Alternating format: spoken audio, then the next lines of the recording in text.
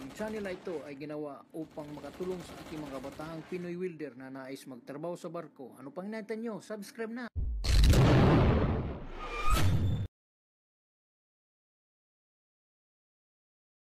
Alright, so welcome back to my channel, The Ships Peters TV.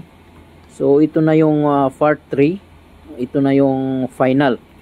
Dito na natin makikita kung itong pinapabrikit natin na 14 inches na tubo kung papasok ba dun sa ating papalitan na tubo. Kasi ang ginawa natin, nagpabrikit tayo ng bago tanggalin yung luma. So ito na ngayon ay final na ang aking pagpupulwil dito.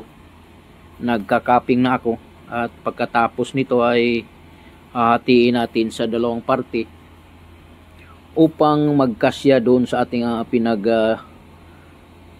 lalagyan nito. Kasi sa nakikita ko doon na hindi talaga pwede ipapasok na buo. Kailangan talagang hatiin upang makapasok siya. Dahil pag hinati ko, madali kasing magmaneuver. Dahil yung space doon ay hindi naman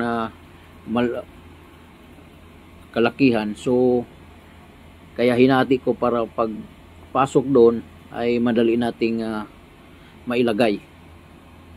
So yan ang ating gagawin ngayon pagkatapos kung maipulwid tong lahat ng branch, at lalagyan natin ng flange dito sa gitna upang magkaroon siya ng dalawang part. Mas madali kasing ipasok sa loob kung maiksi siya. So malapit na, at pagkatapos na maipulid ko itong branch, so pagkatapos nating naipulwid, umpisahan na nating katingin ang butas ng branch natin. So wala na, kompleto na tayo dyan, nakapulwid na yung branch. So mag-umpisa na tayo magkakating ng butas dito sa ating branch na dalawa. So yung isang maliit doon na branch ay may butas na yon, kasi pinipinitrate ko yung tubo doon mismo sa header. So may butas na yon. At yung ilalim nun ay hindi pa na-welding, pero makukuha pa rin natin yan dahil hahatiin natin sa dalawang parte itong tubo na to. So madudukot natin yung maliit na branch do na nakapenetrate. So mawi-welding pa rin natin yon. So ganitong paraan ang aking style na bago ko butasan ay kailangan natapos na naka-full weld yung ating branch sa loob at saka sa labas. So ganyan ang pag-diskarte sa kakating. So kung halimbawa medyo mataas yung or mahaba yung branch na kinabit nyo, mayroong nare-request na 180 degrees na cutter na nozzle. Mayroong nare-request dyan na 180.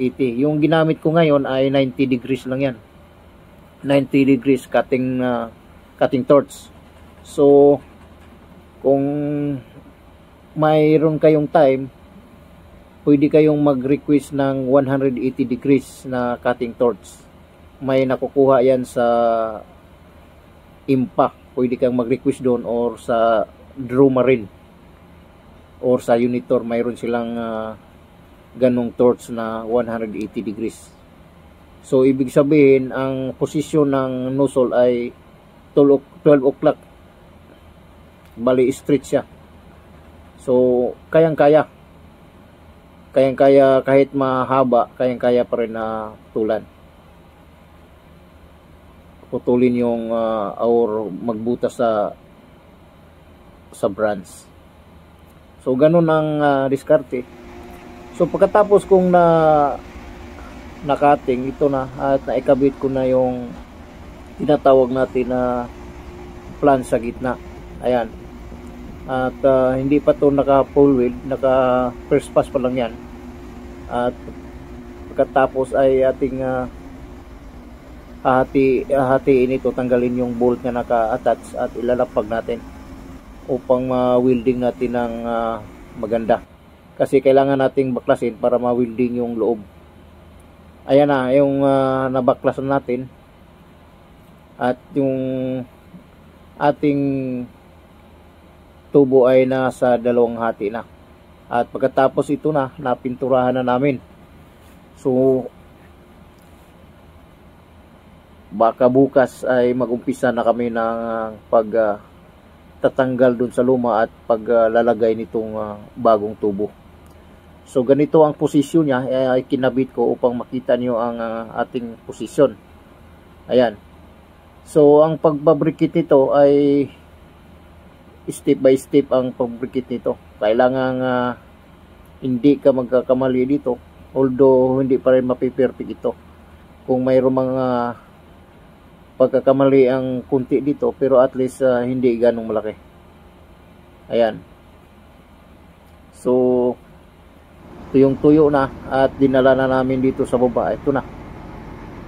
Ito na yung ating bagong tubo na ginawa natin nung nakarang araw.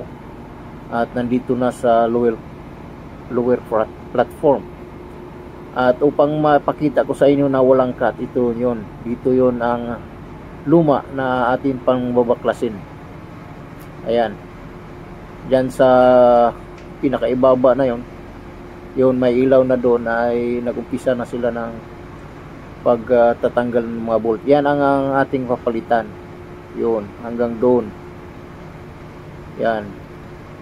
Bali 3 branch, 2 malaki, 1 maliit. Ayan. Yun ang ating babaklasin. So sa nakikita nyo, di ba, wala siyang gaanong malaking space upang mailabas nating buo. Ayan o, maraming nakaharang. May harang dito maliit na tubo. Ayan, mayroong bang harang dito sa taas, mayroong pang mga barbula, ay maliit pang mga tubo. So marami.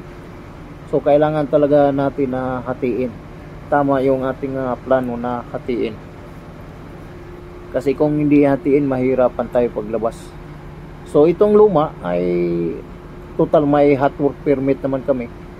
At saka gas spray naman ngayon sa ating mga tangke. Kasi ang barko na ito ay tanker. So wala kaming karga ngayon, naka gas spray upang mabigyang daan ang ating hot work permit dito sa lower platform o sa Sintina. So ngayon at umpisa na nating baklasin itong pinakita ko sa inyo.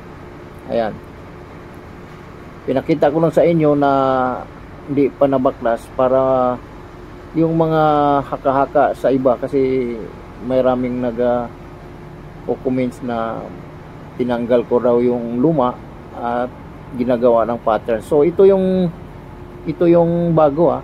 Nakikita naman yung luma doon, ito yung bago. So ma-prove na natin na ang ginagawa nating tubo ay gumagawa tayo ng bago baklasin yung luma. So nakikita niyo naman, walang cut video ito. Pinakita ko sa inyo na ang ating paraan ay totoo. Wala itong mga hokus-pokus or tinatawag lang mikos-mikos. Ayan, totoo talaga ang ating ginawang tubo na bago baklasin yung luma. Kasi ayoko namang magsinungaling sa inyo na, kasi maraming mga Peter ang nakatutok dito sa channel na ito, lalo na sa mga baguhan. Kaya kailangan nating ituro ang tama, kasi wala nang kamang makukuha kung magsalita ka ng hindi maganda. So mas maganda yung totoo ang sasabihin natin, dahil para makakuha sila ng idea. So nakikita nyo, may iulit ko na, nakikita nyo dito natin ipapasok yung bagong tubo. So far hindi pa nabaklas namin yung luma, at mamayang kunti ay pag naubos na yung binaklas yung mga bolt, saka natin kakatingin yan dyan banda. Yan o, napakahaba. Di naman mahaba masyado to. Nasa mga 2 meters and a half siguro to. Kulang-kulang 3 meters. So ito na, at naikating ko na. Yan, hindi ko lang naipakita ang pagkakating ng video gawa nung wala akong tao na magbibideo sa akin dahil busy kami lahat. So ito na, at naikating ko na, nailabas na. So kung hindi ko kakatingin talaga, hindi talaga lalabas. Tama yung plano natin na ginawa yung bagong tubo na 2 hati, kasi di talaga po pwede. Sinubukan namin, di talaga. So ngayon nandito na yung 2 tubo na pinaghati natin, at maya kunti at ipapasok na natin yung bagong tubo. So kinukuha pa natin doon dahil medyo mabigat ang tubo. So ito na, at kinuha na natin yung pinakadulong tubo, kasi yung pinakadulong tubo ay yun ang una nating ipapasok. So ibig sabihin yung huling tubo na kinuha natin na luma, yun din ang ginawa nating bagong tubo, yun din ang mauna doon para sunod-sunod na. So nakikita nyo yun, ito yung lumang tubo. So yung dumaan kanina, yun ang bagong tubo at naipasok na namin. So pagkatapos namin naikabit lahat, so ito na yun ang ating bagong tubo ay nakakabit na. Ayan, nakakabit na yung ating tubo, at ngayon ay nasa posisyon na lahat.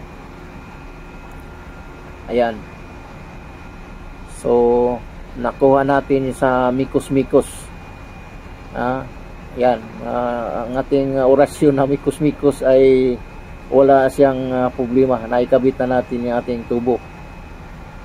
Yan. So pagkatapos niyan ay pinubuksan natin yung barbula kung wala bang tagas. Pati yung kabila, bukas na rin yun. So subukan na natin i-line up yung mga barbula at papaandarin na natin upang magkaalaman kung may mga tagas pa ba o wala. Ang tagas dito doon sa may gasket or sa mga ibang pero sa mga welding natin bihirang magkatagas yan, gawa nung naka-4 na patong tayo.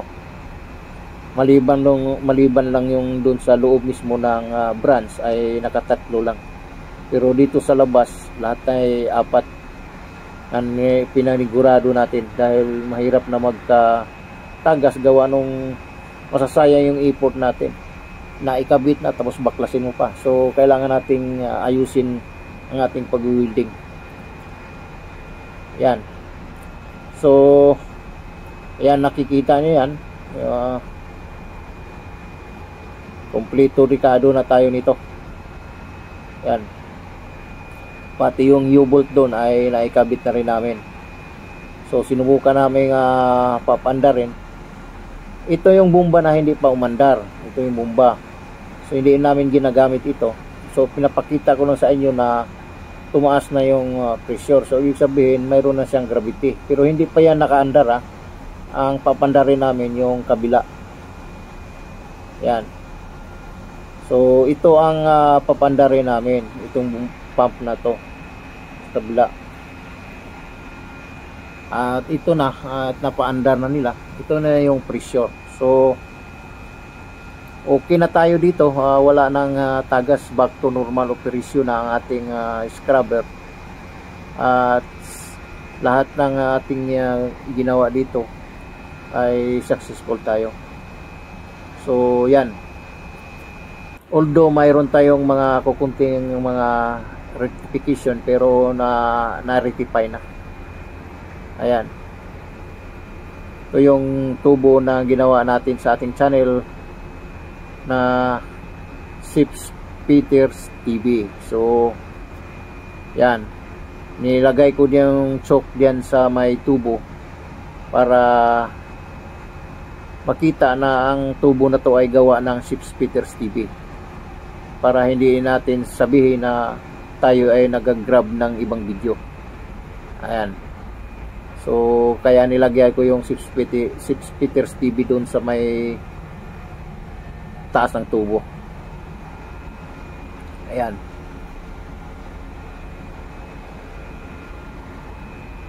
So okay na, ayos na tong tubo na to, at tayo na ay magpapahinga na, gawa nung grabing bakbakan dito sa pagkakabit namin. Nakikita nyo naman ay wala ka ganong space, at marami pong salamat.